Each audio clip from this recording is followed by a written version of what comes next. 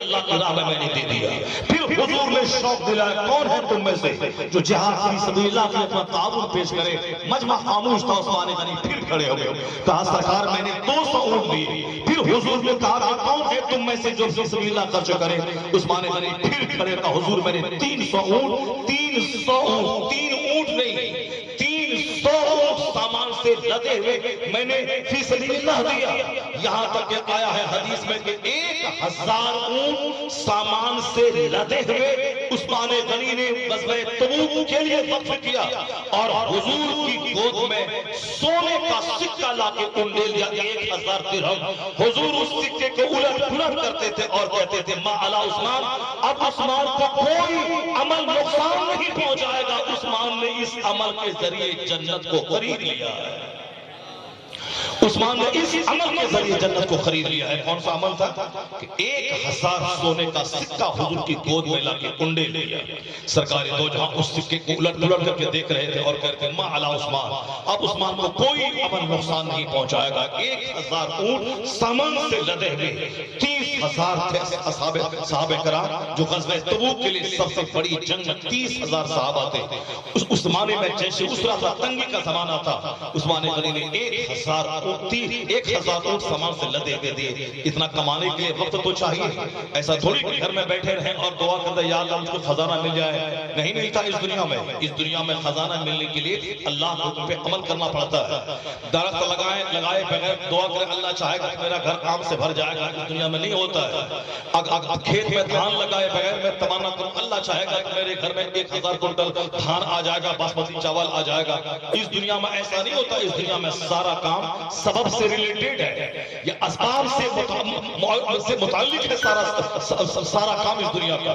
میاں بیوی دونوں آپس میں ملتے ہیں تب بچہ پیدا ہوتا ہے۔ زمین کی کھدائی کر کے دانہ ڈالا جاتا، دانہ سڑ کے وہاں سے پودا نکلتا ہے، تب جوان ہوتا ہے، میچور ہوتا ہے، بالیاں نکلتی ہیں، تب اس میں دانے نکلتے ہیں، تب پختہ ہونے کو پکنے کے بعد تب وہ ہمارے گھر میں چاول اور گیہوں بن کے آتا ہے۔ اللہ چاہے تو ایک دن میں بچہ پیدا ہو جائے، مگر قانون ہے 9 مہینہ 6 مہینے سے زیادہ بچہ ماں کے پیٹ میں رہتا ہے۔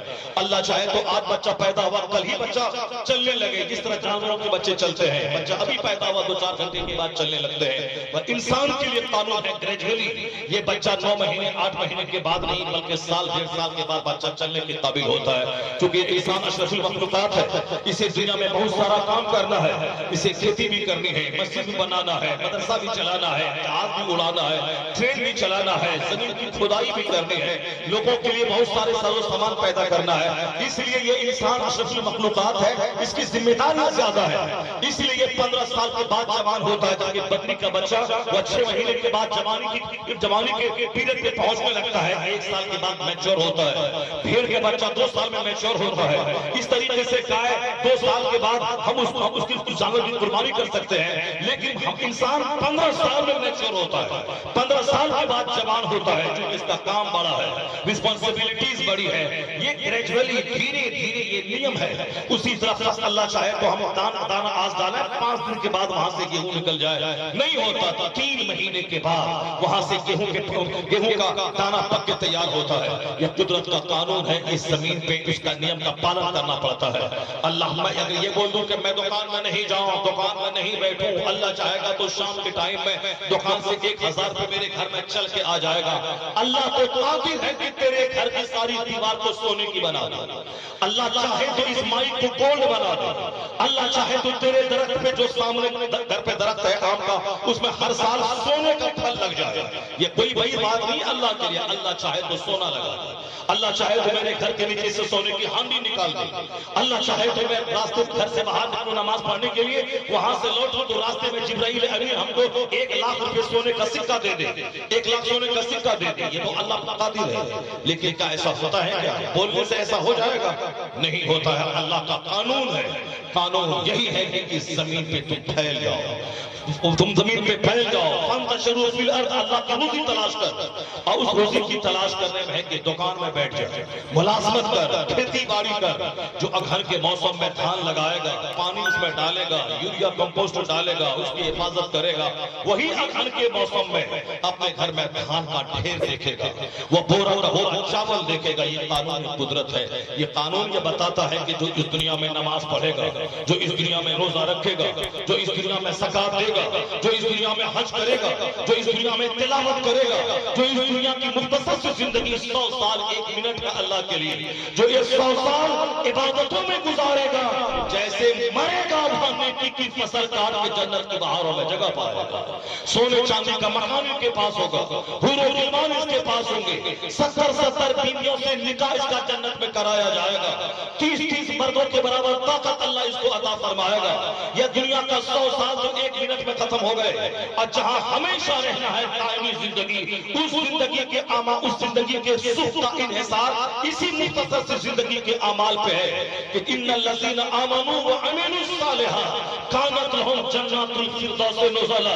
جو ایمان لایا، اچھا کام کیا، اللہ نے اس کے لیے جنت میں مہمانی تیار کر کے رکھا ہے۔ جو ایمان لایا، اچھا کام کیا، ان الذین آمنوا وعملوا الصالحات، قرآن شریف میں جہاں آپ دیکھیں آمنوا وعملوا الصالحات، ایمان لایا، اچھا کام کیا، اس کے لیے اللہ نے جنت کے باغ کو تیار کر کے رکھا ہے۔ جس طرح یہاں دھان لگائے بغیر میرے گھر میں باسمتی دھان نہیں آتا، یہاں درخت لگائے بغیر میرے گھر میں پھل نہیں آتا، اسی طرح یہاں عبادت کیے بغیر قانونی قدرت کے مطابق وہاں جنت کا باغ نہیں ملتا۔ اگر ہم یہ بولیں کہ اللہ دے دے گا، اللہ دے دے گا، تو وہی قانون یہاں بھی اپنائیے۔ دکان نہیں کریں گے، اللہ میرے گھر میں 1 کروڑ دے دے گا۔ اللہ کھیتی نہیں کریں گے، اللہ میرے گھر میں باسمتی دھان دے دے گا۔ میں نہیں پڑھوں گا لکھوں گا، میں ڈی ایم ایس پہ بن جاؤں گا، اللہ چاہے گا تو بنا دے گا۔ میں اجمیر چلا جاؤں گا، بیٹھوں گا، بابا ڈی ایم بنا دیجیے۔ یہ کافروں کے سارے بچے ڈی ایم بن گئے ہیں، 1 کروڑ کماتے ہیں، مجھ کو بھی بنا دیجیے، میں آپ کا غلام ہوں۔ ایسا نہیں ہوتا ہے اس دنیا میں۔ قدرت کا قانون ہے، اس دنیا کو دیکھ کے آخرت کو سمجھا جائے۔ اللہ چاہے تو عطا کر سکتا ہے، اللہ کے لیے کوئی بھاری بات نہیں ہے، لیکن اللہ کا قانون یہی ہے کہ مرد و عورت آپس میں ملیں گے تب بچہ ہوگا، کھیتی کے دانہ ڈالا جائے گا تب فصل پیدا ہوگی، درخت لگایا جائے گا تب پھل پیدا ہوگا، عبادت کی جائے گی تب جنت ملے گی۔ فَمَنْ يَعْمَلْ مِثْقَالَ ذَرَّةٍ خَيْرًا يَرَهُ وَمَنْ يَعْمَلْ مِثْقَالَ ذَرَّةٍ شَرًّا يَرَهُ۔ دانا برابر نیکی کرے گا اس کا اجر وہاں دیکھے گا، رائی برابر برائی کرے گا اس کا بدلہ وہاں دیکھے گا۔ اللہ رب العزت نے اس دنیا کو آزادی عطا فرما دی ہے یہاں کے لوگوں کو، اسی آزادی کا غلط استعمال بندہ کرتا ہے۔ اللہ فوری نہیں پکڑتا ہے بندوں کو، اعمل ما شئت کما تدین تدان، جو تیرے من میں آئے سو کر لے، جھوٹ بول، غیبت کر، برائی کر، زنا کر، شراب پی، جوا کھیل، مسجد کو اجاڑ دے، مسجد کو ویران کر، خلاف کعبہ جلا دے، جو کرنا ہے کر لے۔ یہ دنیا میں اللہ نے آزادی دی ہے، اس دنیا کو اللہ نے دارالامن بنایا ہے، اور آخرت کو دارالجزا ہے، بدلے کی دنیا وہاں ہے۔ اس لیے دوسروں کی موت میں اپنی موت چھانک کے دیکھنا چاہیے کہ اگر کل میری موت آ گئی تو میرا کیا ہوگا، میرے پاس کتنے اعمال ہیں، میں نے کتنے اعمال صالحہ کیے ہیں۔ اس لیے تیجا 40واں کی محفل ہے تاکہ ہم اس محفلوں میں آ کے اپنی تیجا 40واں کی محفل کو یاد کریں۔ دوسروں کو دفنانے کی کتنی فضیلت آئی ہے، جو کسی کے جنازے میں شریک ہو بغیر مٹی دیے ہوئے واپس آ جائیں، اسے 1 قیراط کا اجر ملتا ہے۔ 1 قیراط کا مطلب بہت پہاڑ کے برابر۔ اور جو کفن دفن میں شریک ہو کے لوٹے، جنازہ بھی پڑھے اور کفن دفن کے بعد وہاں سے واپس لوٹے، یعنی تجہیز و تکفین سے فارغ ہو کر مٹی دے کر لوٹے، اسے 2 قیراط کا اجر ملتا ہے، اور 1 قیراط کا وزن بہت پہاڑ کے برابر ہوتا ہے۔ یہ اسی لیے ہے تاکہ بندہ جنازے میں شوق سے شریک ہو، اور جب جنازے میں شریک ہو تو دوسرے اس کے جنازے میں اپنا جنازہ چھانک کے دیکھے، جب جنازے میں شریک ہو تو اس کی موت میں اپنی موت چھانک کے دیکھے کہ آج میں ان کے جنازے میں آیا ہوں، کل لوگ میرے جنازے میں آئیں گے، کل ان کے دماغ میں میری طرف خواہشات بھری ہوئی تھی مگر ساری تمنائیں ادھوری رہ گئیں، دنیا میں تمناؤں کی تکمیل بھی نہ ہوئی، حسرت کے ساتھ دنیا سے چلا گیا۔ ممکن ہے کہ میرا بھی حشر وہی ہو جائے۔ عقل مند وہی ہے جو اس کے لیے اشارہ کافی ہو، عقل مند وہی ہے جو دوسروں سے سبق حاصل کرے۔ اس لیے حضور نے فرمایا جنازے میں اور جب بیمار تیرا بھائی پڑے اس بیمار بھائی کی عیادت کے لیے جاؤ۔ آیا ہے کتاب میں کہ جو مریض کی مزاج پرسی کے لیے جاتا ہے اور واپس آنے تک وہ جنت کے باغ میں ٹہلتا رہتا ہے، جنتی پھول کو توڑتا رہتا ہے۔ کیا مطلب؟ مزاج پرسی کرنا، بیمار کو دیکھنا بہت بڑا اجر ہے۔ جو کوئی ثواب کی نیت سے اپنے گھر سے جائے لوٹے اس وقت تک وہ جنت میں ٹہلتا رہتا ہے۔ اسی لیے لیے کہ تاکہ دوسرے بیمار کی مزاج پرسی کا ماحول پیدا ہو. جب ہم بیمار کے پاس بیٹھیں، جب وہ بیمار بول نہیں پاتا ہے تو اس سے ہم اپنی صحت کی قدر کریں کہ آج میں بولتا ہوں، آج میں ہاتھ نچاتا ہوں، آج میں دنیا کو دیکھتا ہوں، آج میں پاؤں سے چلتا ہوں. یہ بھی میری طرح چلتا تھا لیکن آج بیمار ہو گیا، پاؤں ہلا نہیں پا رہا ہے، سانس نہیں لے پا رہا ہے، وینٹیلیشن پہ ہے، آکسیجن کے ذریعے سانس لے رہا ہے. میری ہی طرح کل یہ خوب چنگھاڑتا تھا مگر آج بستر پہ لیٹا ہے، بول نہیں پا رہا ہے. اس کو دیکھنے کے بعد آدمی کا گھمنڈ ٹوٹتا ہے. اس کے دیکھنے کے بعد آدمی کے اندر نرمی پیدا ہوتی ہے.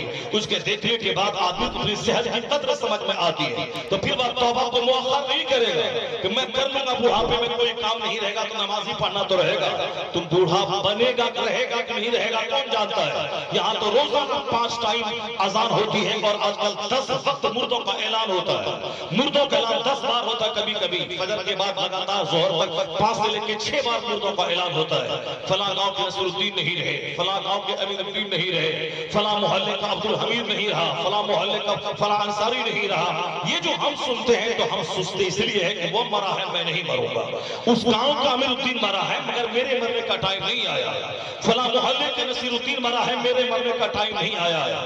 لیکن جس دن وہ دل کے کان سے اس اعلان کو سن لے اور سمجھ لے کہ ممکن ہے کہ ظہر سے پہلے میرا اعلان ہو، میرے جنازے کا کہ کل فجر کے بعد فلاں کے جنازے کی نماز پڑھی جائے گی، اگر اس آواز پہ اگر کان دھرے جائیں تو یاد رکھیں ہر آدمی کو موت سامنے نظر آئے گی. پھر کیا ہوگا؟ وہ جلدی سے سچی توبہ کر کے نیک بننا چاہے گا کہ مرنے سے پہلے پہلے جو سچی توبہ ہو جائے اللہ قبول کر لے تو پچھلے گناہوں کو اللہ مٹا دیتا ہے. التائب من الذنب کمن لا ذنب لہ، گناہوں سے توبہ کرنے والا ایسا جیسے گناہ ہی نہیں کیا ہو. تو دوسروں کی موت کے اعلان میں اپنا اعلان جھانک کے دیکھنا چاہیے.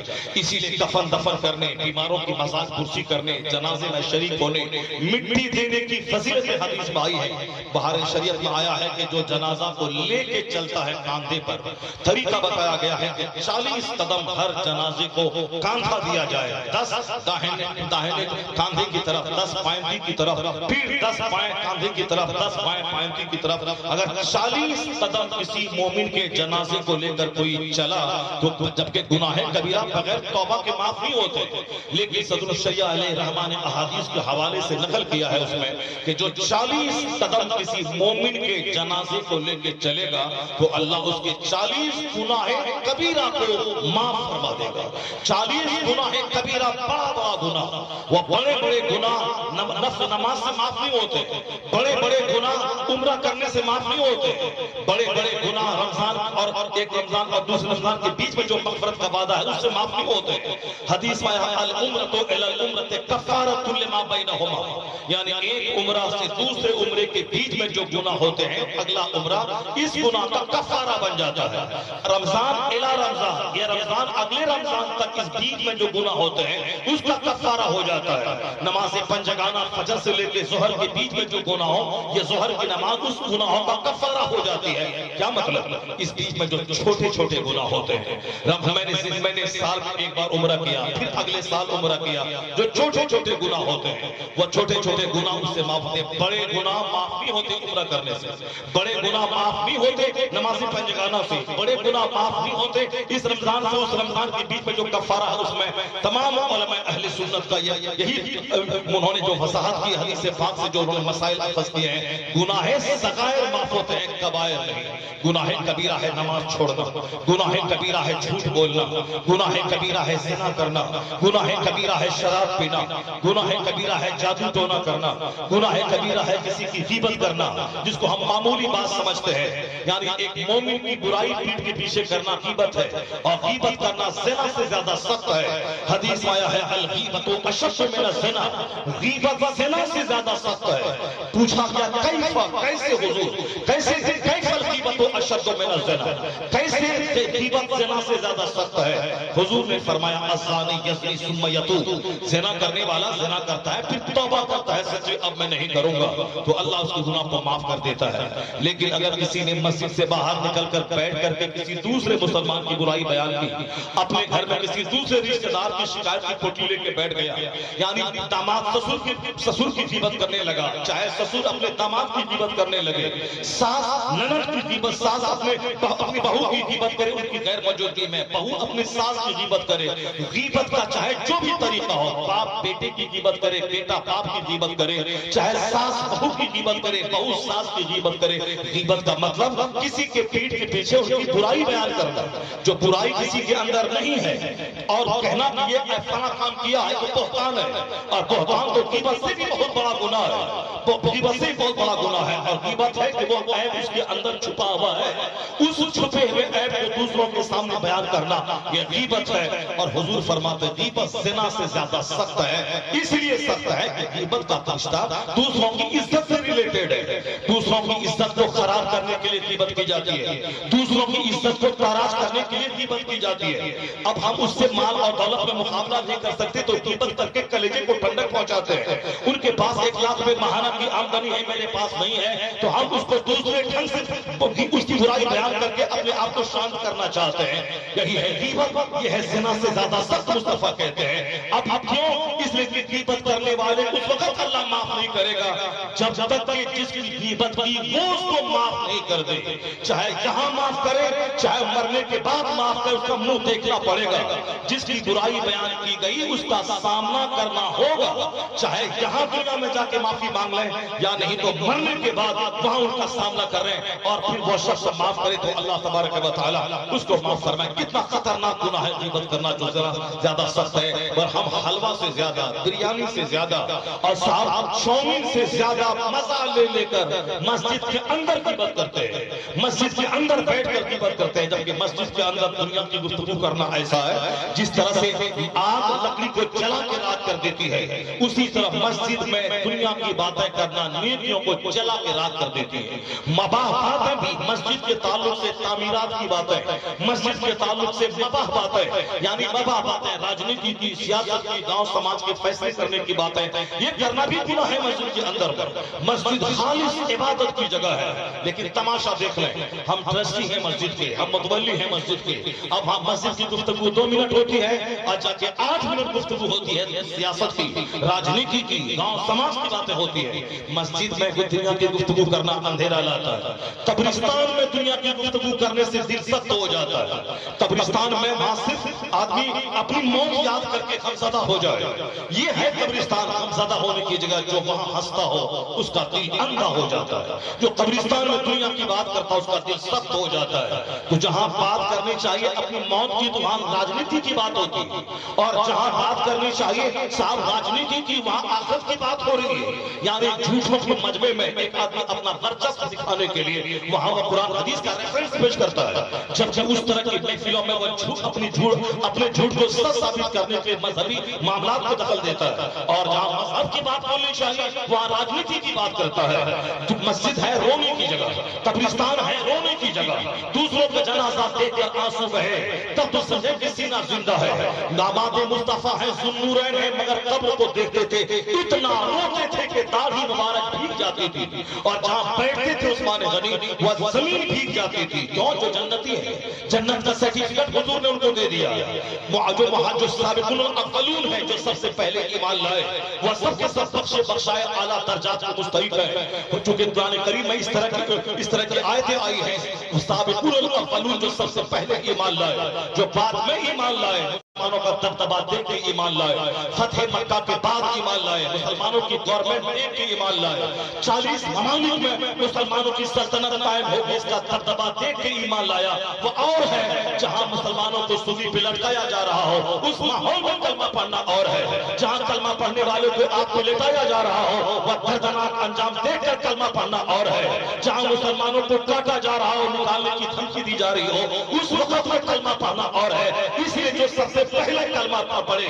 कुरान करीम में उसके एजाज में आयतें नाज़िल हुई, वस्साबिक़ूनल अव्वलून, यानी वो पहले ईमान लाने वाले, वल मुहाजिरीन वल अंसार, यानी जिसने अल्लाह की खातिर हिजरत की, जिसमें अंसार जो इस्लाम के लिए मददगार साबित हुए, उनके दर्जा दूसरों के मुकाबले में बड़े हैं। उस्मान गनी तो उसके पास तो कई सारे तमगात मौजूद है। मुस्तफा के दामाद हैं, जन्नत जाने के लिए काफी है। वो अस्हाबुल अव्वलून में है, जन्नत जाने के लिए काफी है। वो मुहाजिर है, जन्नत जाने के लिए काफी है। वो बदर में शरीक नहीं हुए, फिर भी हुजूर ने उन्हें बदरी सहाबा में शामिल फरमाया, और बदरी सहाबा के लिए बख्शिश और मग़फ़िरत का वादा अल्लाह ने किया।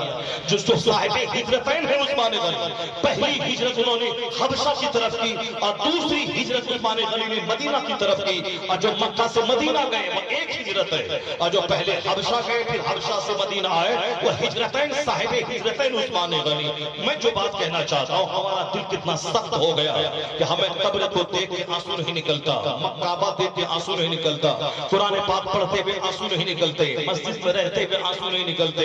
यह दिल के अंधा होने की बात है कि मैं दूसरों की परवाह, दूसरों की गिबत करता हूँ और अपने अंदर जो करोड़ों गुनाह उसको मैं झांक के नहीं देखता हूँ। अगर आपने आंख बंद करके वो अपने अहवाल का जायजा लेके 15 साल की उम्र के बाद से लेके अब तक मैंने कितनी नमाजें छोड़ी, एक नमाज छोड़ना गुनाह है कबीरा और हराम है।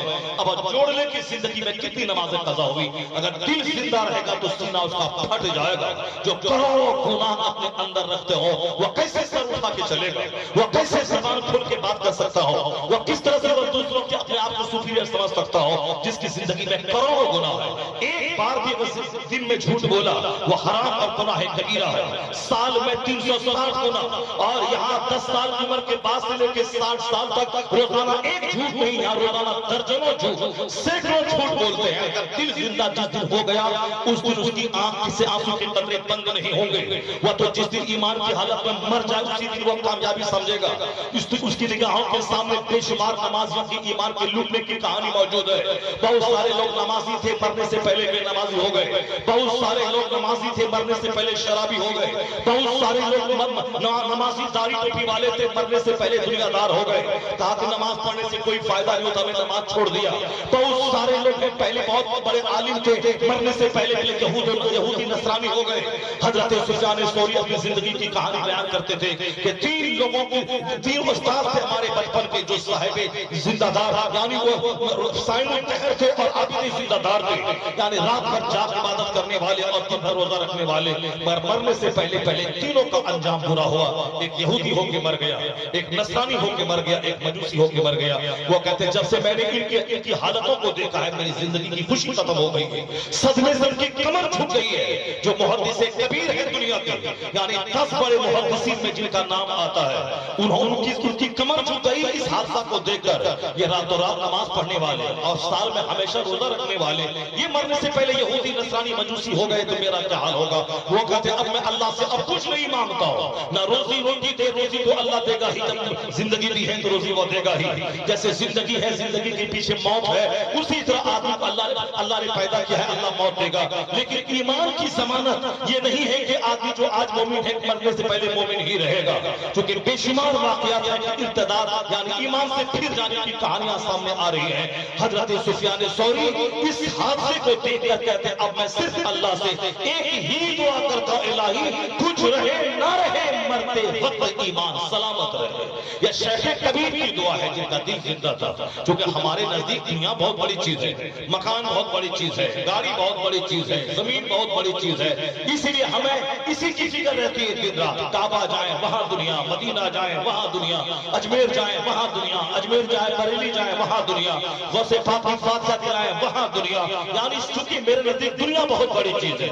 जिस दिन उन बुजुर्गों के तरीके पर अमल करते हुए आखिरत बड़ी चीज हो गई, और जिस दिन मैंने उस दामाद मुस्तफा के कैरेक्टर को देख लिया कि जन्नत जाने के एक दर्जन उसके पास सनदें मौजूद है, अशरे मुबश्शरा, जिसको हुजूर सारे सहाबा में 10 स्पेशल लोग जिनके मुस्तफा ने खुसूसी तौर पर जन्नत की बशारत सुनाई, उन 10 में एक उस्मान गनी शामिल है।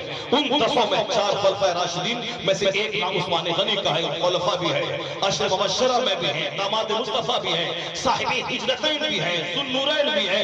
इतने सारे तमगे और ग़ज़वा तबूक में 1000 ऊंट खैरात करने वाले, जन्नत को खरीदने वाले उस्मान गनी भी है। मदीने में एक ही कुआं था जिसका पानी मीठा था। मुसलमान जब हिजरत करके मदीना आए, यहूदी का कुआं भारी कीमत दे के पानी बेच करके मुसलमानों को तंग करता था ताकि मदीना छोड़ के चले जाए। उस्मान गनी ने माल कमाना शुरू किया, माल में बरकत होने लगी, तो फिर उस यहूदी के कुएं को खरीद कर मुसलमानों पे वक्फ करना चाहा। उसकी कीमत भारी कीमत बताई कि 20,000 दिरहम। उस्मान गनी ने 10,000 दिरहम देकर आधा कुआं खरीदा और उस कुएं को मुसलमानों पे वक्फ कर दिया कि एक दिन मुसलमान पानी पिए और दूसरे दिन यहूदी उस पानी को फरोख्त करे और बेचे।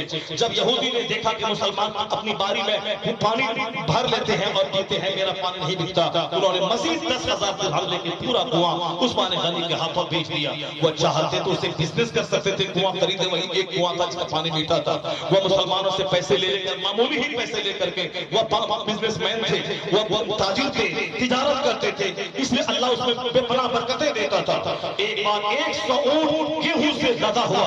बाहर से जब मदीना पाक आया, मदीने में कहर का आलम था। बड़े बड़े व्यापारी आके उस्मान गनी के पास था, हुजूर मैं डबल मुनाफे पे आपका माल मैं खरीदता हूँ। किसी ने कहा कि कौन मुनाफा देगा, एक का 10 गुना।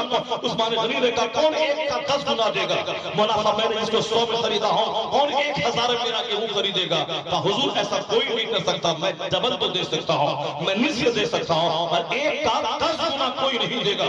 उस्मान गनी कहने लगे मेरे रब ने वादा किया है कि तू एक नेकी कर, मैं 10 दूंगा, तो तुम सब गवाह रहो कि मैं उसी रब से सौदा कर रहा हूँ। 100 ऊंट गेहूं से लदे हुए कहत के जमाने में मदीने के मुसलमानों को उस्मान गनी ने वक्फ कर दिया। जिन्होंने जन्नत खरीद ली कई मौकों से, वो उस्मान गनी कब्रिस्तान जाते थे, कब्र को देखकर इतना रोते थे कि ताड़ी आंसुओं से भीग जाती थी। किसी ने पूछा कि हुजूर आप इतना क्यों रोते हैं? उस्मान गनी कहने लगे मैंने हुजूर को कहते हुए सुना है आका अलैहिस्सलाम को कि मरने के बाद की सबसे पहली मंजिल कब्र है। इस मंजिल में जो नजात पा गया, आने वाली मंजिलें उसके लिए आसान होती चली जाएगी। यानी कब्र के बाद बरज़ख की जिंदगी है, फिर महशर की जिंदगी है, फिर वहां नामे अमाल का तौला जाना है, पुलसरात से गुजरना है, जो इस्लाम के बुनियादी असबाब है। उस्मान गनी ने कहा मैंने हुजूर को कहते हुए सुना है जो इस मंजिल में नजात पा गया, आने वाली मंजिलें उसके लिए आसान हो जाएंगी, और जो यहाँ पकड़ा गया आने वाली मंजिलें उसके लिए सख्त होती जाएंगी। वो कहते हैं मैं इसीलिए कब्र को देख के रोता हूं कि मेरा यहाँ क्या बनेगा, मेरा यहाँ क्या होगा। जिसके पास जन्नत की सनद है, कोई भी जन्नत की फिक्र है, कब्र की फिक्र है, जिसके पास कोई सनद नहीं है। क्या हमारे पास आपके पास कोई सनद है? कोई सनद दे सकता है?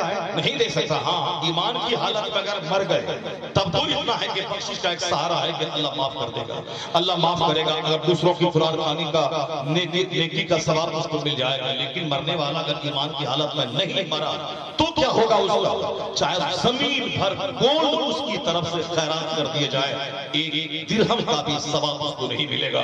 जैसे कुफार और मुशरिकीन दुनिया से चले और मोमिन मरते वक्त ईमान उसके हाथ से निकल गया, क्योंकि वहां शैतान माँ बाप भाई बहन की सूरत में मरते टाइम में आता है और कहता है मैं तेरी माँ हूं जो मैं मर गई, मैं मरने के बाद वहां मैं देख चुकी हूँ आखिरत के सारे अंजाम, वहां यहूदी जन्नत में है, तू भी यहूदी मजहब कबूल कर ले। माँ जैसी सूरत बना के शैतान आता है जो माँ 10 साल पहले मर गई। ये बताएं उस वक्त एक मरने वाले की कितनी कठिन घड़ी होगी जब शैतान माँ की सूरत में आके कहता है बेटा मैं 10 साल पहले मरी हूँ, मैंने आखिरत के सारे मनाजिर को मैंने देख लिया है, वहां मुसलमान जहन्नम में जल रहे हैं, यहूदी जन्नत में है, तू यहूदी मजहब कबूल कर ले। उस वक्त ईमान बचाना कितना मुश्किल होगा।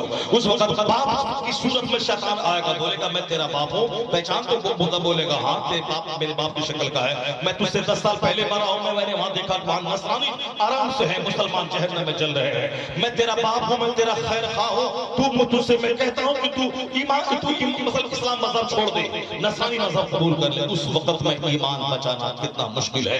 इसलिए कहा गया कद अफलह من اسلم، وہ کامیاب ہو گیا جو اسلام لایا، اور حالت ایمان میں جو مر گیا اب وہ دنیا اس کو ملے نہ ملے، اس سے بڑا دھنوان، اس سے بڑا خوش نصیب، اس سے بڑا فارچونیٹ کوئی نہیں ہے۔ اس لیے عثمان غنی کو چونکہ آخرت کی باتیں سب سوچتے رہتے تھے، جنت کی فکر ان کو تھی، اور دوسروں کے اعمال ان کی نگاہوں کے سامنے تھے، لوگوں کا حشر کیا ہوتا ہے، اس لیے وہ قبر کی منزل کو دیکھ کر روتے تھے۔ اور یہاں تو نہ میرا پیر سند دے سکتا ہے، نہ میری مسجد کا امام مجھ کو سند دے سکتا ہے۔ مسجد کا امام دعا کر سکتا ہے کہ اللہ آپ کو جنت دے، ایمان کی حالت میں موت دے۔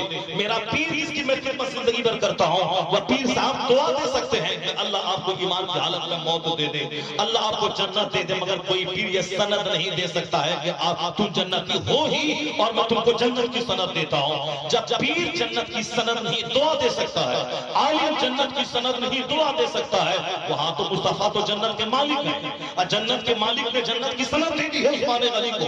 اس کے باوجود ان کے رونے کا یہ عالم ہے کہ جن کے پاس کوئی سند کسی نے نہیں دی اور کوئی دے بھی نہیں سکتا ہے، صرف دعا دے سکتا ہے۔ ایک امید ہے اللہ کے فضل سے کہ ہمارا خاتمہ ایمان پر ہوگا، اللہ جنت دے گا، ایک امید ہے۔ اور وہاں تو سند حاصل ہے، سند والا اتنا روتا ہے، بے سند والے کو کتنا رونا چاہیے، بے سند والے کو کتنی آخرت کی فکر کرنی چاہیے۔ چونکہ دنیا نے اتنا اندھا بنا دیا ہے کہ بس سچی باتیں سوچنے کے لیے دل میں کوئی جگہ ہی نہیں رہ گئی۔ دنیا کی محبت اس قدر دل کو آنکھ کو خشک کر دیا ہے کہ آخرت کے لیے رونے کے لیے کوئی جگہ ہی نہیں رہ گئی ہے۔ اسی لیے قرآن شریف میں آیا کہ اتخذوا الہ ہوا، ان لوگوں